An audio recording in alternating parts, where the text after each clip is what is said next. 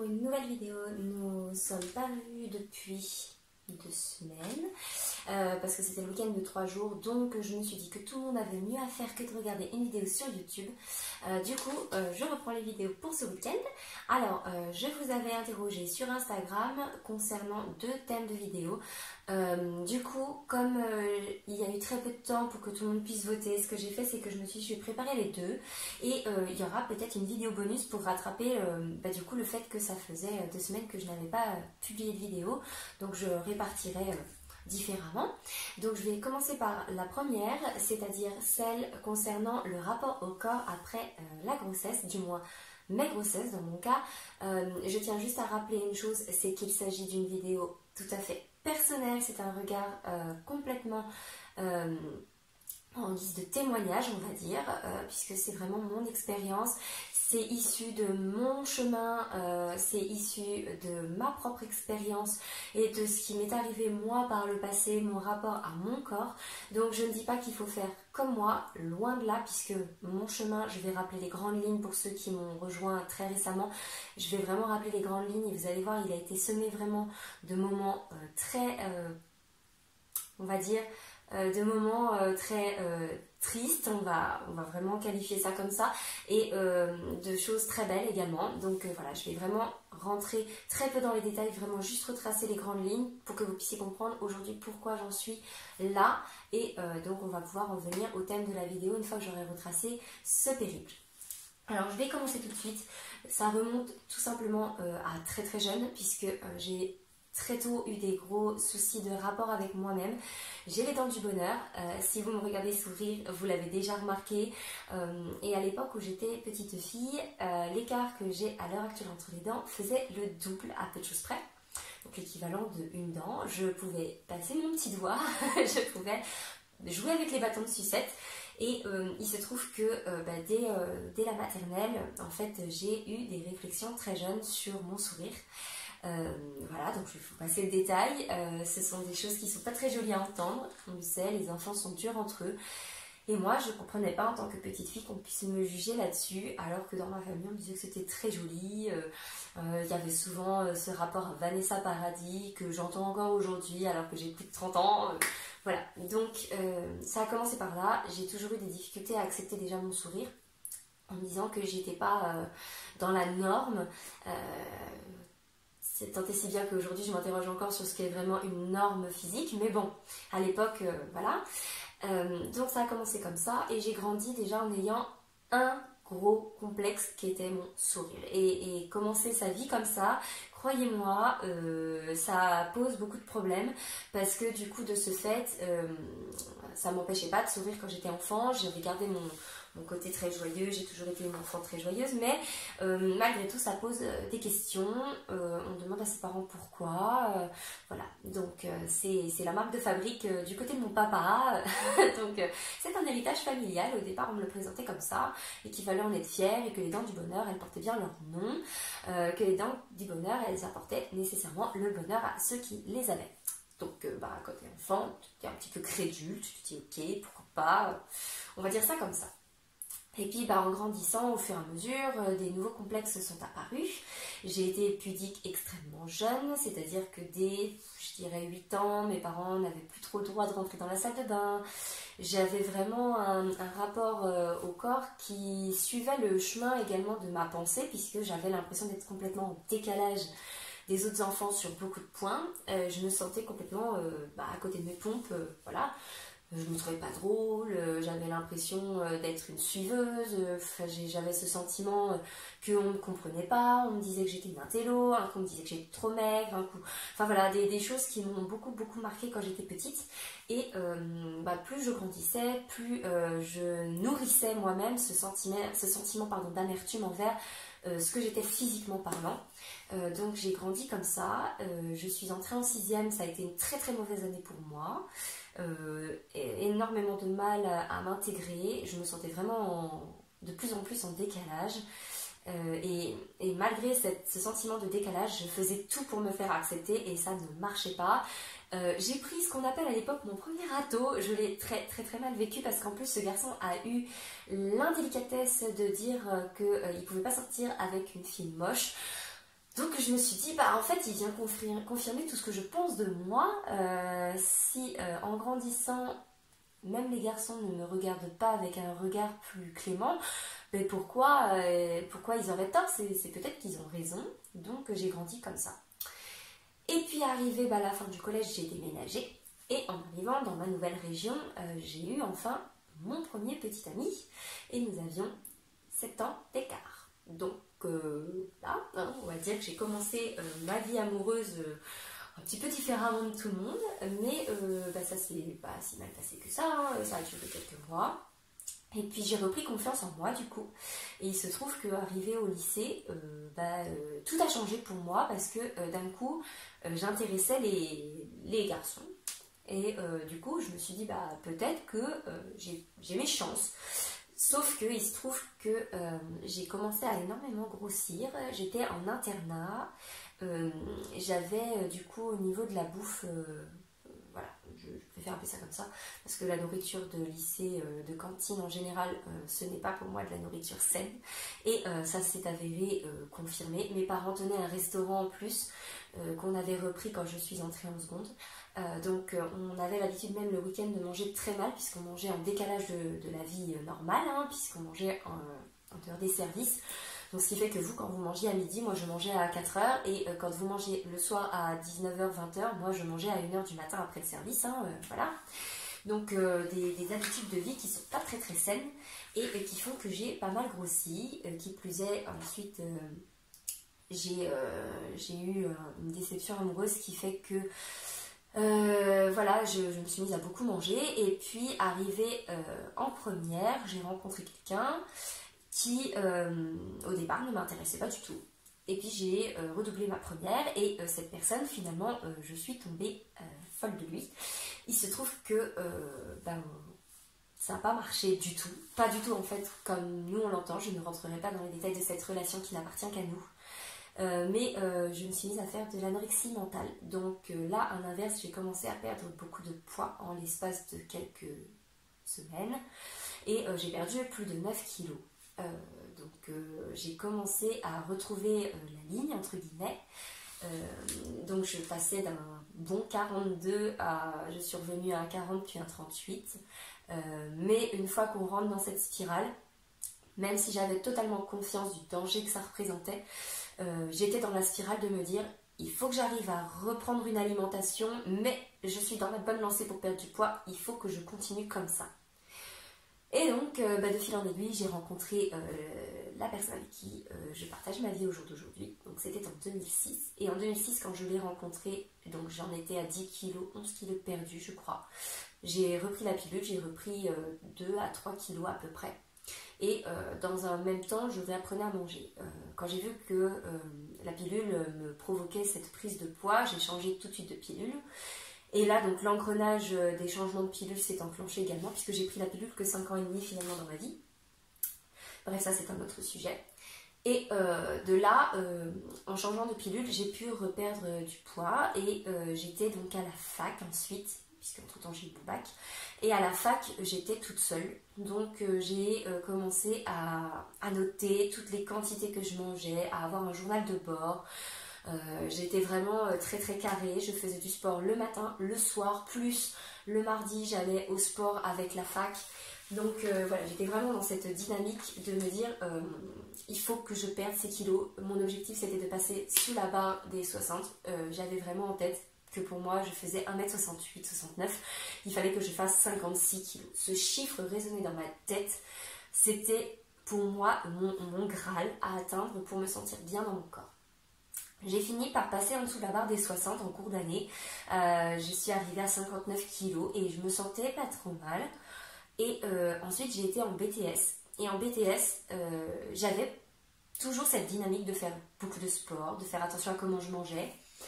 Mais je me sentais pas trop mal. Et j'ai commencé presque à me trouver potable, on va dire. Mais j'étais encore très complexée, je pleurais presque à chaque fois que j'allais faire des essayages dans des magasins. Enfin, c'était encore très compliqué. Hein. Mais je commençais à comprendre que j'étais, pour moi, stabilisée au niveau de mon alimentation. En tout cas, c'est ce que je pensais, même si tout le monde me disait que je mangeais pas beaucoup. Et puis en fait au cours de mes 2 années de BTS, j'ai perdu du poids et j'ai fini mon année à 55-56 kilos. J'étais pour moi au top de ma forme, j'ai eu mon BTS, je faisais le poids dont je rêvais, je mettais ce que je voulais, voilà, ça se passait plutôt bien de ce côté-là, mais en fait, si vous connaissez un petit peu mon histoire, et on a acheté une maison et on a voulu avoir un bébé, j'avais 23 ans et je n'arrivais pas à tomber enceinte, je n'avais plus de cycle, rien ne se passait bien et j'avais toujours des variations de poids et je me sentais pas bien dans mon corps, donc on a pensé que j'avais peut-être des intolérances alimentaires qui m'empêchaient d'avoir des enfants, qui m'empêchaient de m'épanouir physiquement. Et j'avais énormément de migraines qui faisaient que je m'enfermais dans le noir régulièrement. Enfin bref, voilà, c'était pas du tout une période agréable de ma vie. Donc j'ai fait les examens en conséquence et il s'est avéré que j'avais une hernie hiatale. Et de ce jour-là, j'ai changé mon alimentation. C'était en juin 2013 précisément que j'ai su ça. Et au cours de l'été, j'ai complètement changé d'alimentation. J'ai arrêté de manger du gluten, j'ai réduit mes produits laitiers, je ne mangeais plus que du fromage. Je ne mangeais plus de viande, je ne mangeais plus de poisson, j'ai revu totalement ma copie alimentaire et je m'en suis portée mais tellement mieux parce que j'avais enfin un bien-être dans mon corps que je n'avais jamais ressenti jusque-là. Les complexes étaient toujours là, je me pesais tous les jours, matin et soir, pour vous dire à peu près où j'en étais dans mon cheminement et je n'arrivais toujours pas à avoir d'enfant, évidemment, sinon ce serait magique. J'ai dû prendre des hormones. Et de là, les problèmes ont repris puisque j'ai repris un tout petit peu de poids. Mais c'était en soi pas invivable au niveau de la balance. Par contre, je gonflais en permanence. J'étais pas bien dans mon corps du tout, mais alors pas du tout. Et heureusement que cette prise de médicaments n'a duré que 4 mois et je suis tombée enceinte. Et là, ma grossesse a été pour moi mon premier miracle de bien-être, on va dire. Parce que pendant ma grossesse, ça a été très dur parce que j'avais très peur de grossir. Donc j'avais une fixette sur le fait que je ne voulais pas dépasser la prise de poids de 10 kilos à peu près. Je voulais vraiment me stabiliser à ça. Et par contre, à côté de ça, j'étais très zen. J'ai très bien vécu ma grossesse pour tout le reste. J'avais peur de rien. J'étais cool. Je pouvais me reposer. J'avais que moi à penser, mon bébé. Et tout se passait très bien. J'étais super heureuse d'avoir enfin réussi à avoir ce petit bout qui pousse. Et de là, nous étions donc en 2014. Noan est né en janvier 2015. Et en fait, en très peu de temps, j'ai perdu mes kilos de grossesse. Mais très très peu de temps, parce que rien que je suis sortie de la maternité, il me restait peut-être 4 kilos à perdre. En une semaine en sortant de la maternité, il me restait plus que 2 kilos à perdre. Enfin, ça a été très très rapide. Je fais partie de ces personnes à qui on dit mais qu'est-ce que t'es chanceuse, qu'est-ce que t'as fait? Et en fait, pas grand chose. Mon corps en fait avait enregistré ce que j'étais avant. Et comme j'étais quelqu'un de très hyperactif, c'est vrai que j'ai très vite éliminé, et ce sans allaiter, je précise, puisque Noan n'a pas été allaité. Et puis j'ai retrouvé la forme, j'ai refait du sport, j'ai repris le travail, et je suis tombée à moins que ce que je pesais avant d'avoir mon fils, c'est-à-dire que je faisais 54 kilos. Ensuite, je n'avais toujours pas de retour de couche, donc j'ai repris des hormones en septembre 2015, en se disant que comme on savait qu'on avait du mal à avoir le premier, on était prêt à avoir 2 bébés très rapprochés si ça marchait tout de suite, mais en tout cas on voulait mettre en place les choses pour que ça puisse arriver rapidement. On aurait aimé avoir des enfants qui n'aient pas trop d'écart. Et la vie on a décidé autrement puisque le traitement n'a pas marché.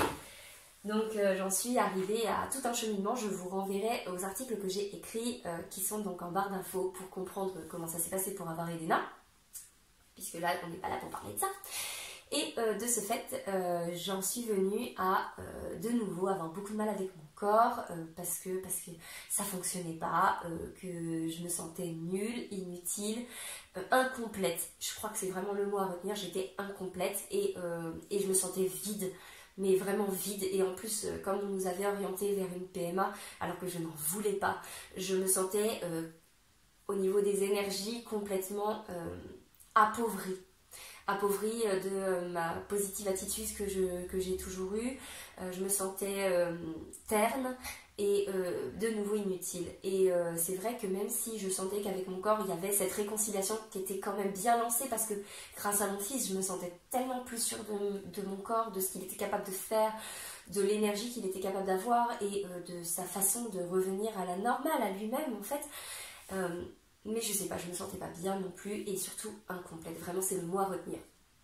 Et finalement, j'ai réussi à avoir ma fille. Et depuis que j'ai eu ma fille, mais alors là, je suis je suis tellement plus sûre de moi à me dire que aujourd'hui, je n'ai même plus de balance. Puisque la pile, en fait, m'a lâchée et je ne l'ai pas renouvelée. Et ça va faire maintenant 8 mois, ouais, presque 8 mois que j'ai plus de balance. Et je suis assez fière de moi parce que pour moi, c'était le dernier palier à franchir. C'était de m'affranchir de la balance, de ne plus m'interroger sur combien je pèse pour me dire que je suis bien. Et aujourd'hui, je me sens tellement libérée de ça. Alors, ouais, il m'arrive encore certains jours de me regarder dans le miroir et de me dire, oh, ça ne va pas cette tenue. Mais je me dis plus, t'es grosse, t'es moche, voilà.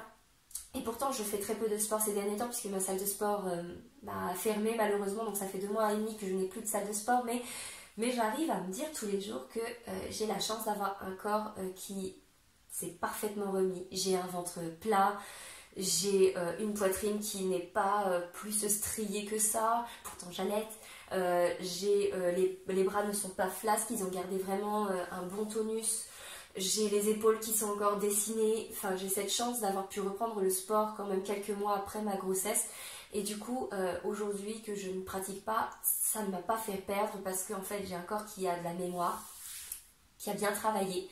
Donc, je pars du principe que j'ai un cheminement qui a été un peu compliqué, mais qu'aujourd'hui j'en ai appris beaucoup de choses, que j'ai réussi à revenir à un mode de vie sain. Je mange ce que je veux, quand je veux, je mange les glaces tous les soirs si j'en ai envie, et je m'en fous. Si je sens que je n'ai pas faim, je ne me force pas à manger plus que ça, par contre je mange quand même. Je ne m'interdis plus les féculents, chose que j'ai fait pendant des années. Je suis toujours aussi peu fan de pâtes, par contre ça je l'ai gardé. J'en mange, hein, mais enfin... Par rapport à mes hommes, par exemple, qui peuvent manger des pâtes plusieurs fois dans la semaine, moi si j'en mange une fois toutes les 2-3 semaines, ce sera tout. Il y a plein de choses comme ça qui sont restées, mais je n'en vis pas plus mal. Par contre, quelque chose qui, pour moi, a changé vraiment ma vie, ça a été mon changement d'alimentation. Et ça, mais jamais, jamais, jamais je ne remercierai assez mon corps d'être malade à la base, d'avoir cette déformation de l'estomac, mais ça m'a sauvée finalement parce que, en fait, ce qui s'est passé, c'est que le jour où la personne qui m'a fait l'examen m'a dit ça. Il m'a dit il y a 3 solutions qui s'offrent à vous, 2 officielles, 1 officieuse. La première c'est l'opération, mais ça ne vous garantit pas que ça ne reviendra pas. La deuxième c'est les médicaments toute votre vie. Et la troisième qui est non officielle mais qui peut marcher, c'est de changer d'alimentation, de prendre le temps d'étudier ce qui vous fait du mal, ce qui vous en fait pas, et d'éliminer. Et le jour où il m'a dit ça, j'ai pris cette solution pour moi comme le meilleur chemin à suivre, qui était la façon la plus saine et la plus facile finalement. Il y a un petit peu de fainéantise là-dedans, j'avais pas envie de prendre des médicaments toute ma vie. La pilule m'avait détruite pour avoir des enfants, il était hors de question que je m'empiffre de médicaments et de continuer de me détruire ailleurs. Donc l'opération, j'avais pas envie de passer sur le billard. Donc clairement pour moi, le changement d'alimentation a changé ma vie. A changé ma vision de la vie également, parce qu'au départ c'était pour ma santé et aujourd'hui je ne peux pas nier que ma vision de la cause animale a pris un petit peu aussi, voilà. Donc je pense très honnêtement que ce changement de vie dû à mon cheminement qui est banal en fait d'un côté et en même temps pas tant que ça, et je remercie finalement la vie. Si je devais le refaire, je le referais. Même si j'ai beaucoup pleuré, même si j'ai morflé pour avoir mes enfants, je referai ce chemin de vie parce que clairement j'en ai beaucoup appris. Et aujourd'hui à 31 ans, je peux dire que je suis fière de mon corps et que je me sens jolie et que je m'accepte comme je suis et que je suis prête à vieillir parce que je n'ai pas peur des rides, mais au moins je le ferai avec le sourire et avec confiance en mon corps. Parce que la confiance en soi c'est encore un autre travail, ça se travaille encore, mais en tout cas la confiance en mon corps et en l'image que j'ai de moi-même, parce qu'en fait il y en a marre de vivre au travers des yeux des gens pour ce qu'on est physiquement, et ça je suis super contente d'avoir réussi ce travail parce qu'aujourd'hui je peux dire que je m'accepte. Voilà, j'arrive même à dire que j'aime mes cheveux bouclés, que le matin j'ai juste à les secouer dans tous les sens pour les coiffer, et ça je l'aurais jamais fait il y a quelques années en arrière. Je je me serais toujours dit, il se pourrit les cheveux et tout. Et en fait, au final, mon corps me le rend bien parce que parce qu'il y a des signes qui ne trompent pas. J'ai mes cheveux qui poussent super bien. J'ai le ventre plat tous les jours, toute la journée quasiment, à part une fois de temps en temps, mais voilà. Je me sens tonique, bon, à part là où je suis fatiguée parce que ma fille m'empêche de dormir, mais j'arrive à faire plusieurs choses. Je maîtrise aussi mes vertiges dus à mon hypotension. Voilà, il y a beaucoup de choses qui font qu'aujourd'hui je me dis que j'ai une santé qui se porte plutôt bien malgré les aléas, et on en a tous. Et voilà, je pense que le rapport au corps, c'est un regard d'abord à porter sur soi. Et ce, peu importe le corps qu'on a, parce que je pense clairement que même si j'avais plus de forme, mes grossesses m'auront appris une chose, c'est que le corps peut se remettre et peut se transformer. Et ça, peu importe le physique que vous avez au jour d'aujourd'hui, si vous décidez de vous prendre en main après vos enfants, mais regardez comment vous étiez enceinte et regardez où vous en êtes aujourd'hui. Vous avez peut-être encore vos kilos de grossesse, mais vos kilos de grossesse, avant d'arriver, vous ne les aviez pas.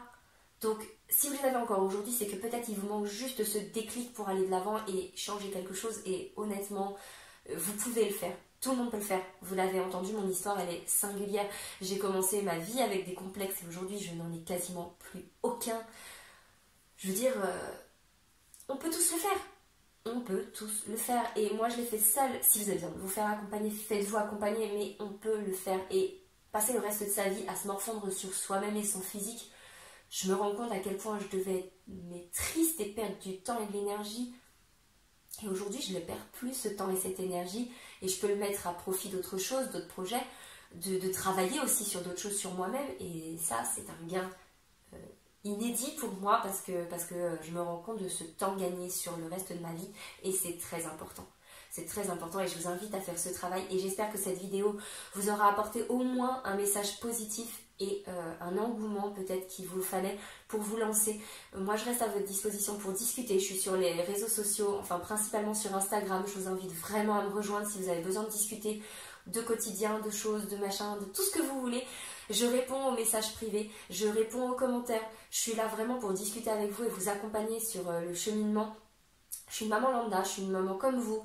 Et je suis une femme aussi, et au jour d'aujourd'hui, je peux vous dire que si j'avais été accompagnée par des personnes positives en permanence comme ça, autres que mes proches, je pense que ça aurait été bénéfique, parce que ça aurait été des témoignages qui m'auraient apporté tellement. Et franchement, si aujourd'hui je peux vous apporter au moins un déclic, eh bien j'en serais très contente. Je vous laisse me laisser un petit commentaire en barre de commentaires si vous le souhaitez, sinon vous venez me rejoindre sur les réseaux sociaux. Et auquel cas, si vous avez aimé cette vidéo, juste un petit pouce, ne serait-ce que pour dire c'était cool de t'entendre discuter de ça. Et je vous dis à très bientôt pour une future vidéo.